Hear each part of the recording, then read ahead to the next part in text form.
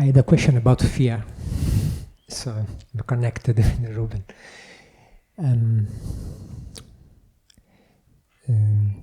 Since maybe 10 years, there is some movement that I could call like a part of Kundalini process. It starts from the, usually from the coccyx,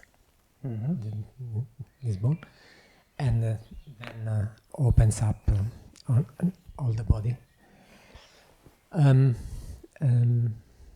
Then this spring, from March on, this process became stronger.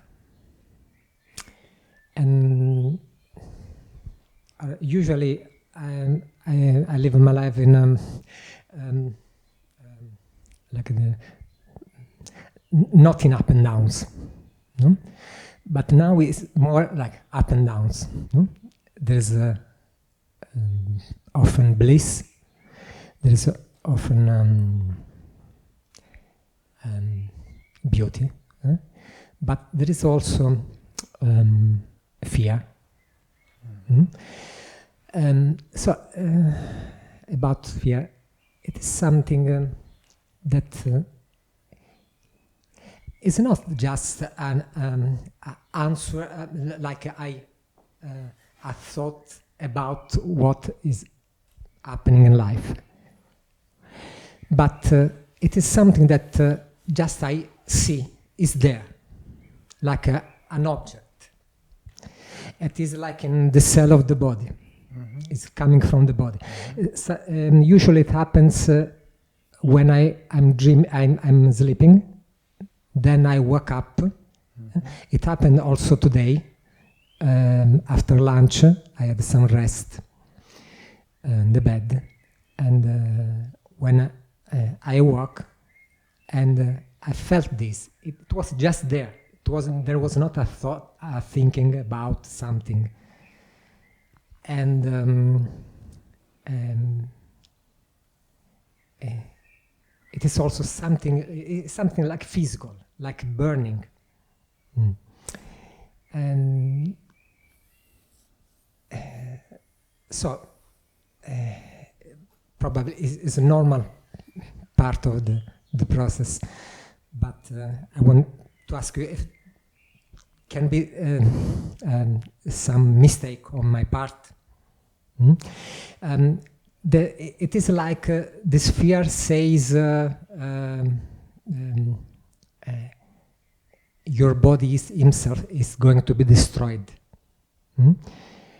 It is connected also to a feeling of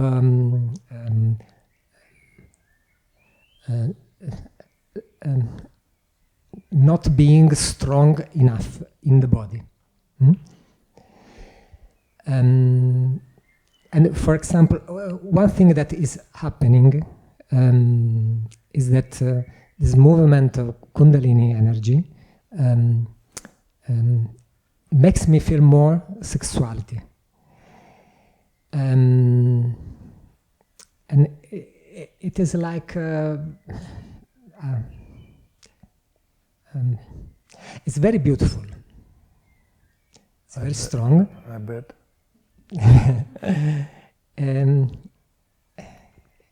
It's not ordinary. It's something more. But sometimes I fear when I feel sexuality, because I know that after maybe 2 days I have a down of energy, and sometimes it's very bad. And it is like my body is not strong enough to to tolerate this energy. So. Okay. So, what I sense, what I hear, there's something which kind of universal, right, existential with regard to the fear itself, and something which also symptomatic in relation to yourself. So when I would speak now, I would advise everyone to hear that through these filters, through this, applying these filters, that there is something applicable to everyone, right? As I said, it's existential, universal, and something which is pertinent to maybe a personal constitution, body type, and psychophysiological type. So the universal part here is this, this fear, and you also talked about this kind of cellular feeling, right? It feels, it's very clear. Fear somatically is experienced, isn't it? Fear is experienced even in a particular part of the body. If we pay attention, when we experience fear, in fact, all emotions are experienced somatically in the body. Just very often we do not pay attention. But if we do pay attention, right, we can locate or we can feel their location. So fear most likely would be experienced in its most acute way is somewhere in the solar plexus or the chest, in the, in the heart region. It then can give way to that kind of more primordial in the spine and down there through the legs almost down to the knees, like that kind of frozen kind of a fear, like the fear which makes us freeze. So these, of course, are natural responses, and somewhere that fear is a saving grace. That fear is what makes us stop doing stupid things, right? That fear is that safety valve, right? People who apparently risk their life as part of their daily fun have something wrong with their brain chemistry. It's already been determined. Certain hormones are lacking in the body. So therefore they go and jump off the cliffs without parachutes and stuff like that. We think it's a feat of some bravery. But no, the guy apparently doesn't feel it, right? So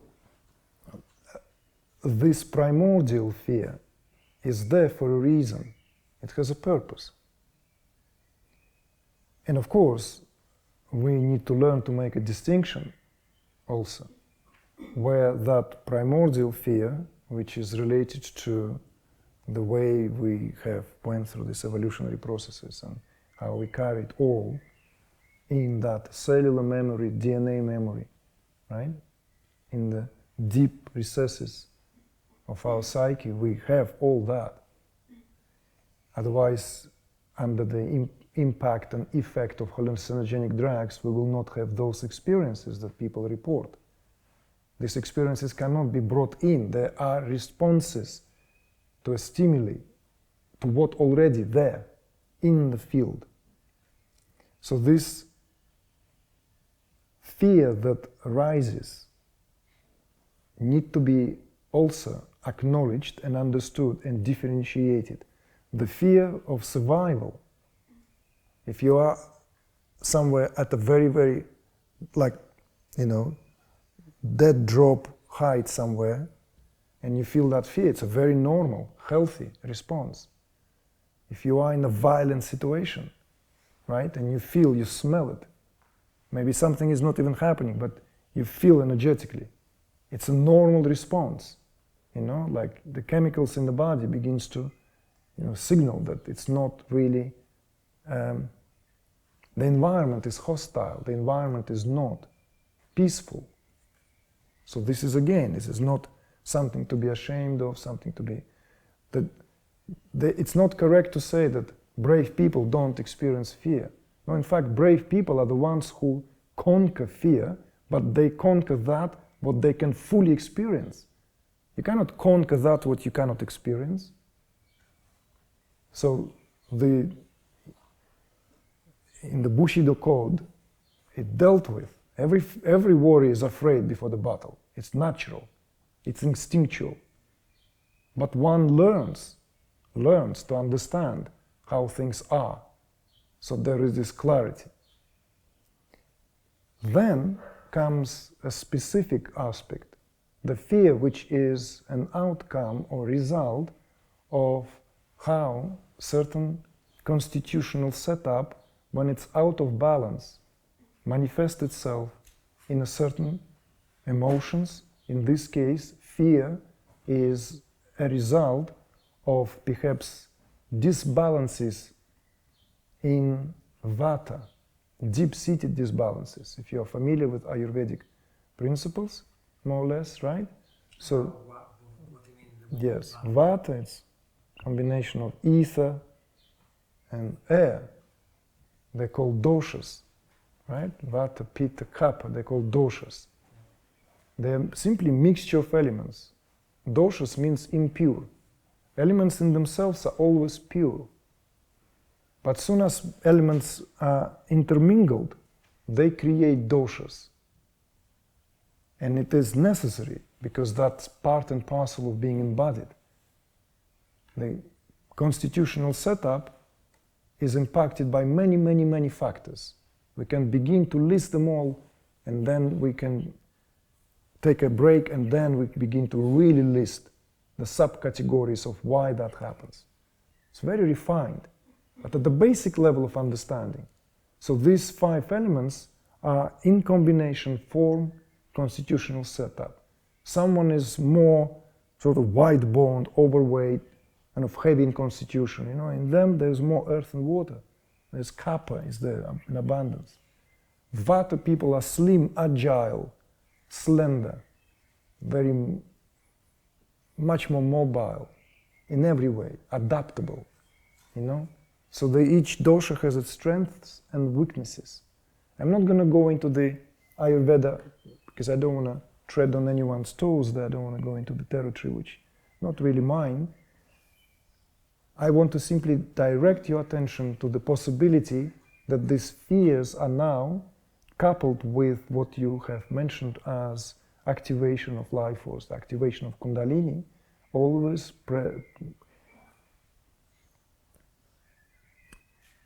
brings greater activity to the nervous system. And Vata and nervous system are here inseparable, you see? Vata rules nervous system.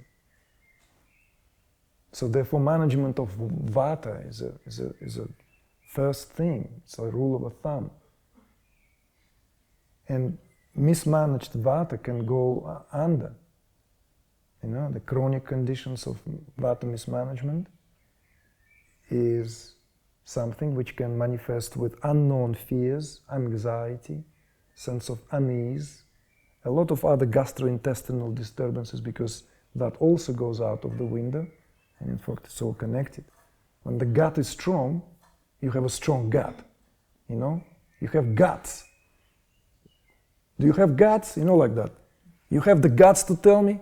I've got the guts to tell you. Because it means you have good digestive fire here. You know, good guts here. When it's weakened, the whole thing is weakened. Hence the expression. So when that is weakened, it causes then the domino effect. And then Vata people already prone to this. Vata people, I'm saying, you see? I'm using that kind of Ayurvedic slang here, inevitably. People whose constitution has a lot of Vata. Vata in the first place as a main dosha. Maybe in sub-dosha they're anything. Maybe in sub-dosha they're Pitta, you know? So then that is even more tricky, you see? So the dosha is this mobile, and then there is sub-dosha fire. The combo, it can be tricky, very, very tricky to keep in balance, keep in check. Yet it's the easiest, funny enough. Because Vata is easier to manage because it's the lightest. The heavier the dosha, the more management it requires. So I would look into that, pay more attention to that, so that you can eliminate these fears that are a result of the certain imbalances that brings about, that comes from any deviation in the functioning of the Vata. Because that, of course, all the pranic movements. And remember, when we often speak about that, how many times we spoke about that? If there is an awakening of life force, Kundalini active, it will always push Vata. It will always bring nervous system into a more that kind of sensitive state. It's a given. Given. And thankfully that's not the case, hopefully, with you, but people have these experiences of holes in the etherical field. They have this as if they're invaded by some entities. All these are Vata imbalances, very deep imbalances. People who have this as if other personalities cohabit with them, all Vata. Because these layers, these koshas, these sheaths, you see, are all held together by pranic one, the second. Are you familiar with the kosha system? Yeah, so if you do, then it will make sense to you. So whenever there is imbalances in the distribution and flow of pranas, the 5 pranas begin to be misplaced in their respective seats, and this will cause havoc. And this is what causes this sense of not in the body, feeling like as if you don't have the boundaries, these healthy boundaries, which is this sense of, like, you know, healthy boundaries. I'm not talking about being selfish, indifferent, and lacking in empathy. Healthy boundaries. So look into that, look into the management of Vata very attentively, so that to see if this fear is connected to that, which is simply a result of agitation. And this agitation, you know, because it all comes in bundle, you know, and fear, and then there is anxiety, and lack of sense of stability, all comes together. Finally, you mentioned the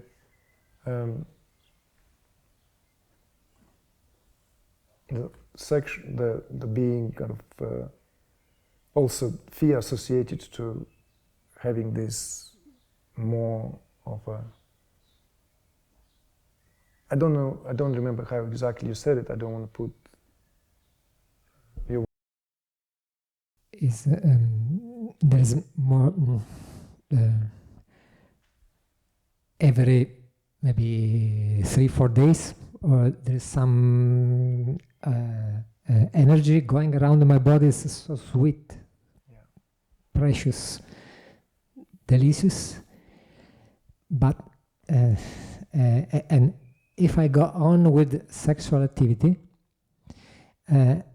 I know that not the day after, but 2 days later, usually, not always like this, but usually 2 days later, I'll have a down of energy. Yeah. And sometimes it's very down. Sure, sure. So, like, just to make it clear, and like, you know, we have this work under the clock of Tantra, so we allow ourselves very free language, right? We say things as they are, right? We sway even sometimes and drink alcohol, smoke cigars and swear. So, therefore, like, basically when you, masturbate, orgasmate, make love, fuck, like, you know, let's call it a spade, right? So, because it's like, you know, some people who younger generation might start guessing, what's the conversation about? You know, when I feel delicious and, you know, again, it's lovely for the journaling and essays and articles, right? But to cut through the chase, so that's what you mean, right? When there is a discharge, when there is a, right? Even if I have not ejaculation. Even if it's not, even if you don't lose semen. Yeah. Right? You still feel however, down. there is a down of energy. But less than if I have ejaculation. You play with the dinghy, right? Yeah. Okay. But not always. Sometimes it's also in meditation. Even if I don't do anything, just the energy. Stop laughing, Jill, if you like. Come on, guys, you're making me feel losing concentration now. Sometimes even if I just sitting in meditation or everything, something happens without doing anything. Yes, well, it's proverbial, very well known, that all, in fact, the whole thing is, this is what makes Tantra so tricky as well. The whole thing makes everything tricky. Eros, that story of Eros, right? The story of Kamadeva, the god of love. In Greek mythology, it's Eros, right? I told that story many times, so it's kind of that repeating myself. But that story is very telling because it's a beautiful narrative of how everything is infused with that energy. And the story simply goes that when Kamadeva was up to one of his usual mischiefs, he decided to shoot Shiva with his arrows of love. So when, of course, Shiva interfaced and the arrow never hit Shiva, but he got very enraged because it took Shiva out of his meditation. So he basically decided to incinerate Kamadeva on the spot. But Parvati, Shiva's spouse, interfered, and she was also enraged because how dare now nobody will experience love because that was his domain. So he kind of reluctantly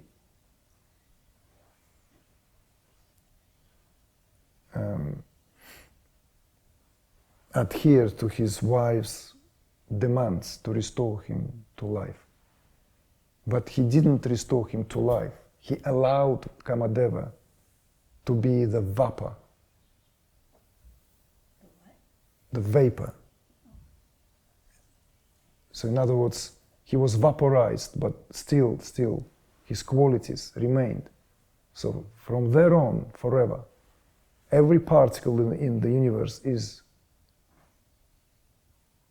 imbued with that, what God of love was all about. Every particle, see? So therefore, spiritual progress of any kind is inseparable from sexual might.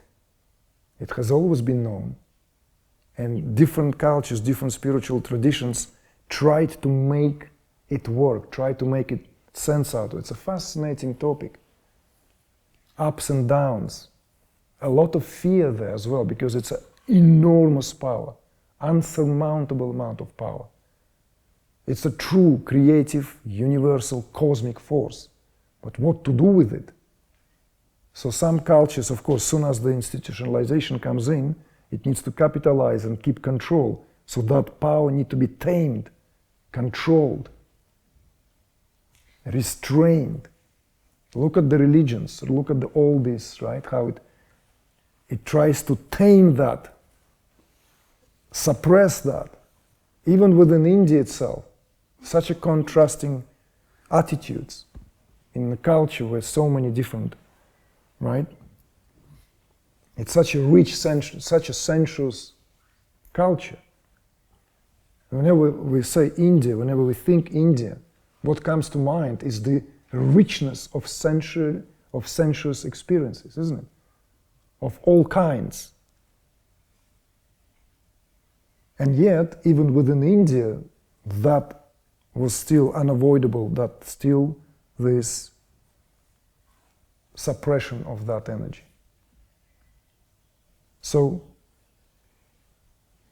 and where the understanding was also not fractured from what was passed on, it remained, that understanding remained, that it not only not to be suppressed, it's to be nourished, cherished, understood. worked with consciously. So, no real awakening ever is not accompanied by that. It's always accompanied by that. Always accompanied by that force. Enlivening of that. Of course, there is it also will be, we will do disservice if we just remain at, let's say, a certain level of its expression. Because at respective levels it begins to express itself differently. At the lower energetic centers, it expresses itself primarily as that sexual drive, as that arousal. And creative people, again, inevitably, always knew that, okay? So that verticality, that erect-like attitude was paramount to the capacity to create. This is the source of all creativity. So the sublimation already taking place there. One who is given to boredom will be destroyed by that energy. One who is given to a lack of understanding will be destroyed by that energy. And that energy now in our culture travels and goes into crevices and manifests itself in various ugly ways, you know. Why do you think that there is such a prevalent rise of pedophilia? It's enormous. It doesn't matter that society prefers not to talk about it. It is there precisely because that's the way how it expresses itself after centuries of suppression. It's all interconnected. All interconnected. But when it comes to the what we experience here individually, subjectively, the same rule applies of what we spoke earlier, of understanding also the limitations of neurophysiology in relation to our neurophysiological setup. Vata people are more likely to screw like rabbits because of their lively attitude to life. But they, in fact, should save that and do it on more rare occasions. You know, it's a kappa who needs to be warmed up, can go on, you know, and maybe actually benefit from a bit of a more active sexual life. But usually they're less interested because, you know, a lot goes to warm them up, you know. Pitta is in between somewhere. And there is a ratio even. Again, I'm not going to go there. There is this ratio. You can find out. Age group, providing this is healthy individual, more or less. Age group, what and how, what sexual activity is, you know. Also, culturally, what your diet is, you know, what your activities are. You see? All this goes, all these factors are there. But the reason why you feel down, or why do we feel down, is because, again, it's rooted in the neurophysiological side of what here sexuality expressed represents. Because sexual act is expressed through very powerful pranic movement, which in turn is accompanied by discharge of semen. So that in itself, even if there is no discharge of semen, it's a very powerful energetic movement that goes straight to the brain. It's in fact in the brain. Sex is first performed in the brain, not in the body. And in fact, the true tantric way of sexual activity is to bring it finally into the body. We all go fucking around in the head. more than our body actually wants to do it. We are already actively doing it. Actively doing it. Body may not even want to do it, yet we convince ourselves, no, it's the body wants to do it. I'm a man, I was born to do that. Or I'm a woman, you know? It's the same thing. It's like, this is, but it's the other way around, you see? So, to bring that back into the body is the greatest art. Bring it back into the body. So this is also a very important distinction of being aroused. Where do you arouse? Where are you being aroused?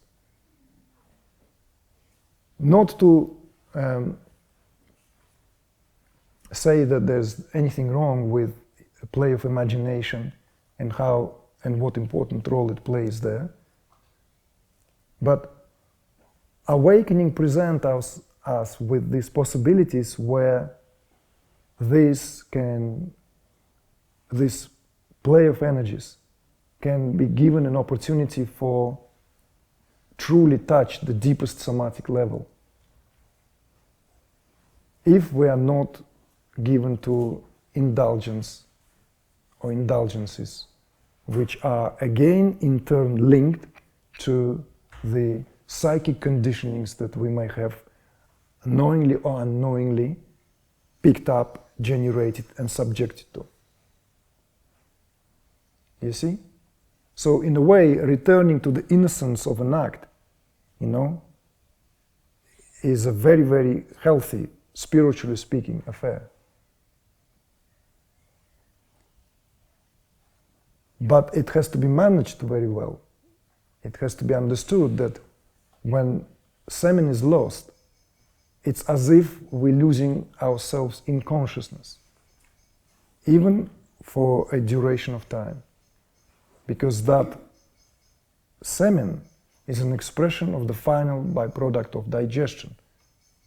It's at the expense of losing ojas, that luster of our immunological substance, that aura, literally.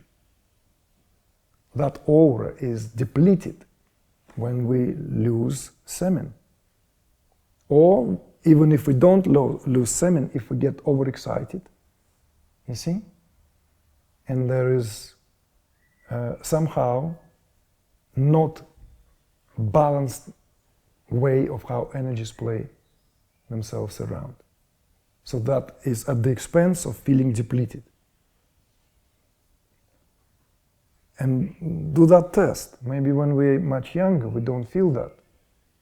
In our youth, we don't feel that. We don't feel that acutely. But as the years go by, we begin to feel it more and more. We begin to feel it. So therefore, attitude to sex needs to change, undergo change. So it should never be given a kind of like, you know, routine, casual. It's a big thing. As you said, it's a delicious thing, beautiful thing. But the way we feel depleted is because something else is not being fulfilled at another level. Any sexual encounter should be enriching encounter. Enriching. Enriching. Is it enriching? Yes. Yeah.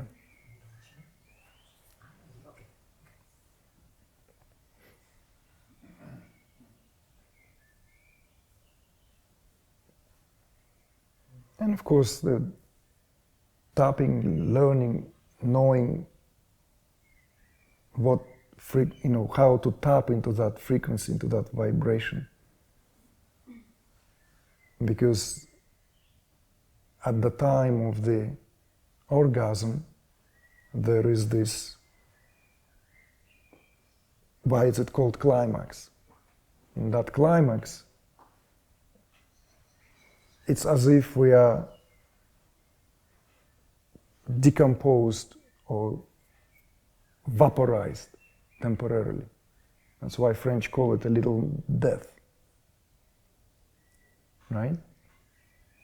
In that moment, a tremendous energy is released, and it's very fine energy, very refined energy.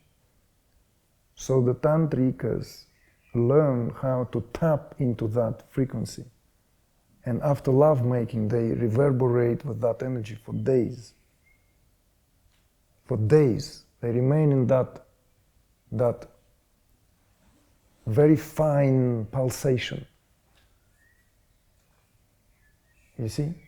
Not in the memory of the act. I'm talking about somatic experience on a cellular level. There are terms for it in Sanskrit. You remain in that